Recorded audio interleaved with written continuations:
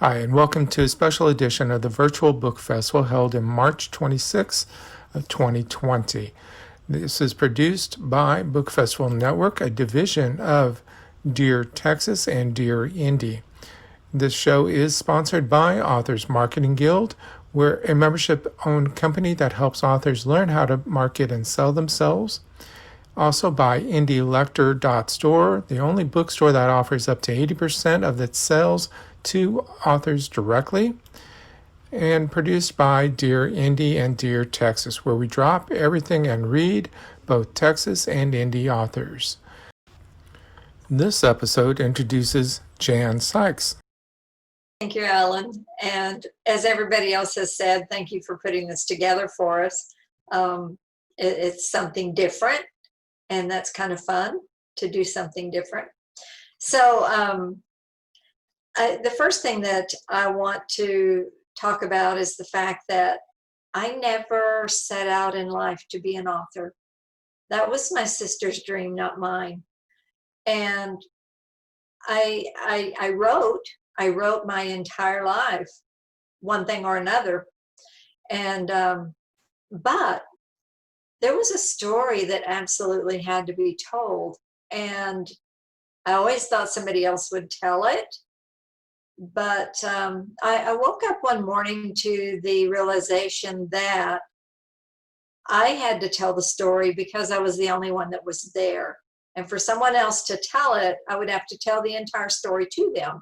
So it took 4 books to tell the story. It is a true story, but because it is such a deeply personal story, I chose to tell it in fiction format. I selected fictitious characters and let them tell the story. When I very first started out writing this series, I started out in first person, the I, me, we, you, and I couldn't do it. I couldn't do it. And so a very good friend of mine suggested, well, why don't you just create characters and let the characters tell the story? And that worked because then I could remove myself and let the characters do all this stuff and say all this stuff. And so, as I said, it took 4 books to write it. This was the first one. And it is set in 1970 in Abilene, Texas. And it is a love story. It is the beginning of a love story.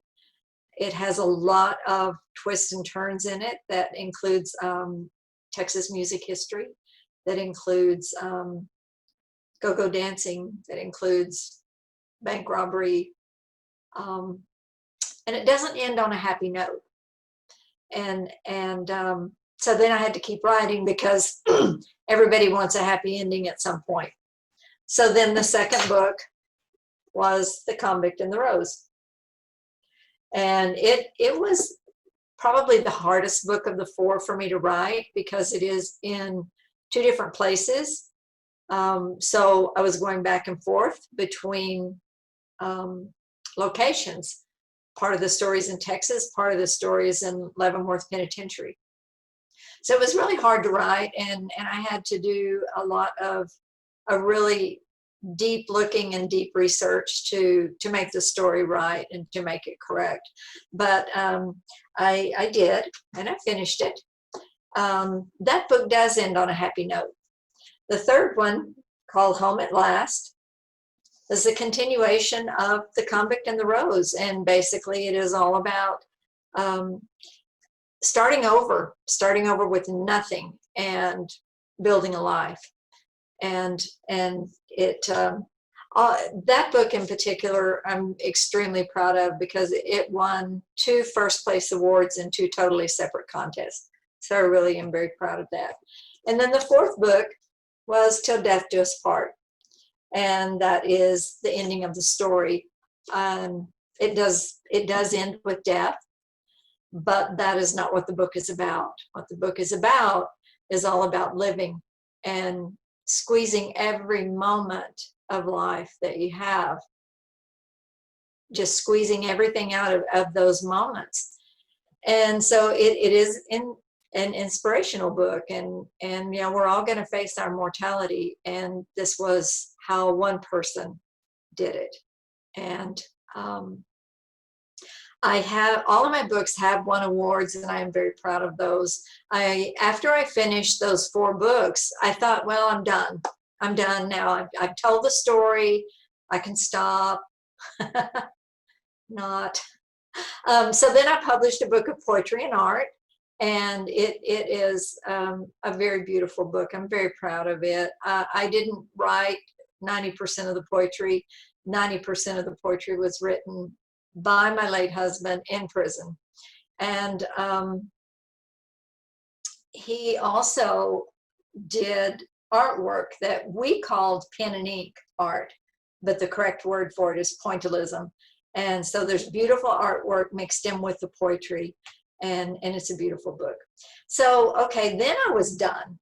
Then I had done it all, this full circle, all the way back around. But I really have not found a way to stop. I've not found a way to put down the pen and to stop telling the stories. So I am writing fiction at this point. I've published 9 fiction short stories. I just put out a novella, and I don't know what else I would do if I were to stop. I don't know what else I would do. So I just keep writing. The inspirations keep coming, and that's what I'm doing. So I do very much love the whole process of, it's like sometimes with a story, and Mel was talking about this, that one of the questions was, what was her process? Sometimes with a story, like one that I recently published, all I had was a character's name. Just came to me. I think it was in the shower. I don't know. But the name Claire Winters came to me. And I could see her, and I knew that she had blonde hair, and I knew what she looked like, but I didn't know her story. And so it was such a fun process to discover what her story was. And so you never know where the inspiration is going to come from. You never know exactly how much you're going to get. Sometimes you might get the whole entire story all at once, or you may just get a title, or you may just get a character's name. But I do enjoy the process. I enjoy all of the creative process. And marketing is definitely the hardest part of what we do as authors, but things like this make it fun. I love interacting with the other authors and hearing their stories and hearing them read from their books. I love that, and it kind of helps to feed me. Another thing that I did that I think was a little different when I published the 4 books that were the true story, because the story all evolved and revolved around music, I released a music CD with each book that matched the time period of that part of the story. And that's been really fun and very different. And so it kind of is a way of incorporating the music and the story together as one. And so that's something different that I haven't seen anyone else do. And that for me is a way to kind of help keep all of it going. If somebody's interested in the music, then maybe they'll look at the book.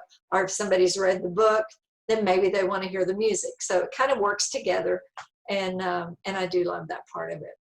So the other thing that I have really, really come to enjoy doing is writing short stories. It is a totally different experience, because you have to tell every aspect of the story with a very few words. And I've just found that I seem to have a knack for it, and I really enjoy doing it. And some of my short stories have won contests, and so that's been kind of fun.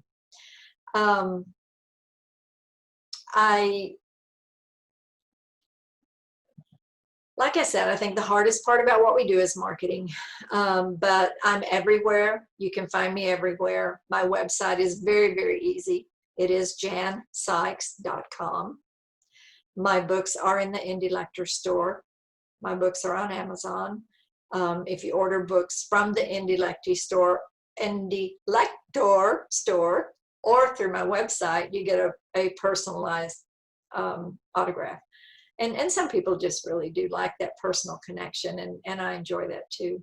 And that's one of the things that I enjoy about actual book festivals, is that talking with the readers, that one-on-one with the readers, and getting that, making eye contact, making some kind of a connection.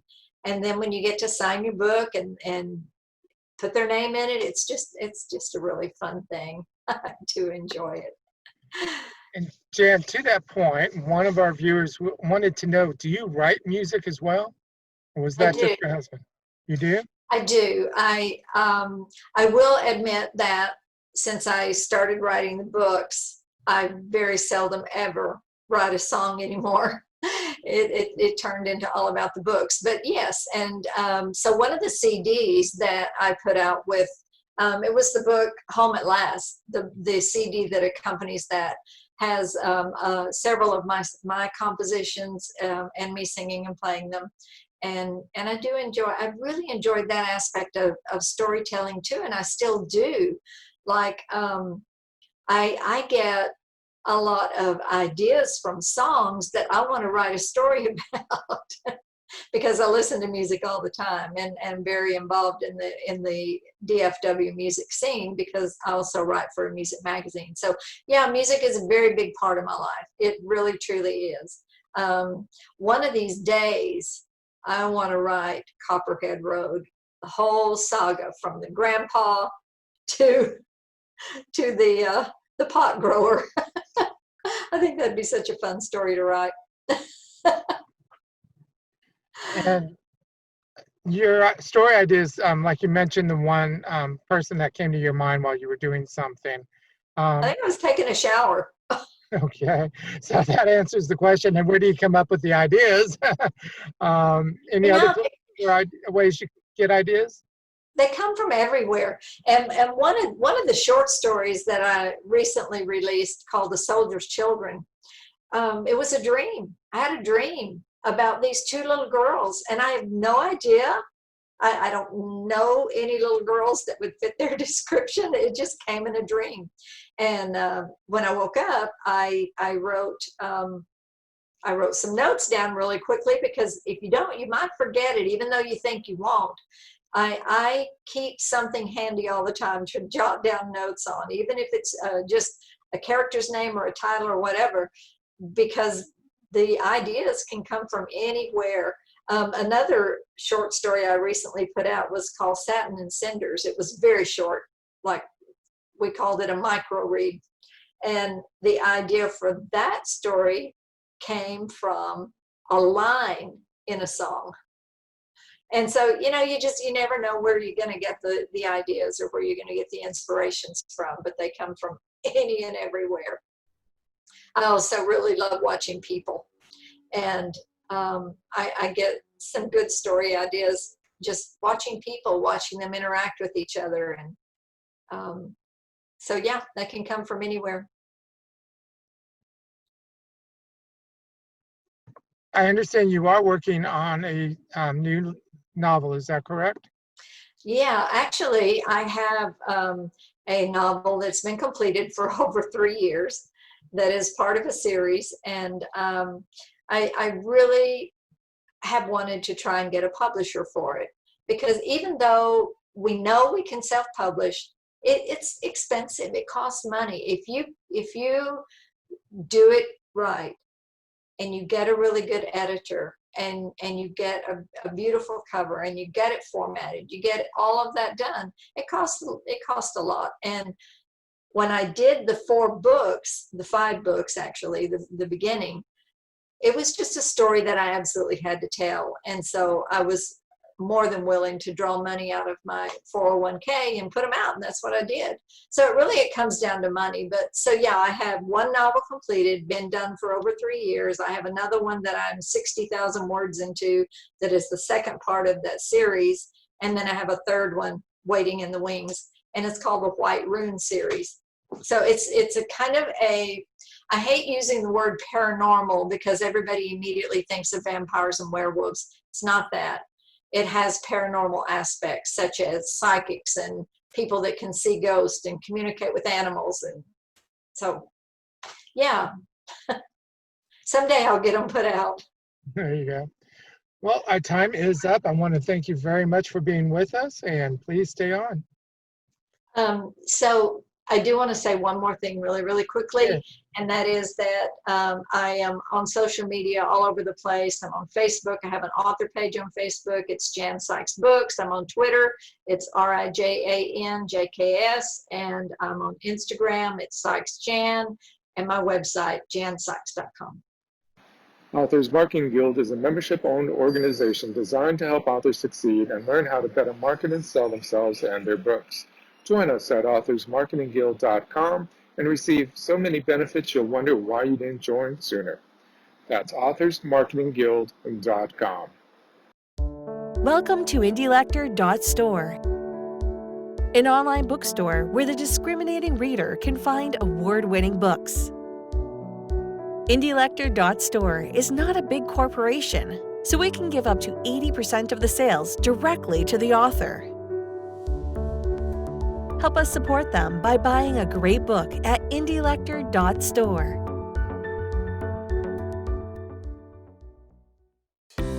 The 5th Annual Authors Marketing Event. 2 days of live seminars in marketing for authors. The only organization that certifies authors in marketing. Live and free to the first 100 authors registered. Sponsored by Bubblish, empowering authorpreneurs, and Indie Lector Store, paying authors for their fair share. Head to www.2020.authorsmarketingguild.com today.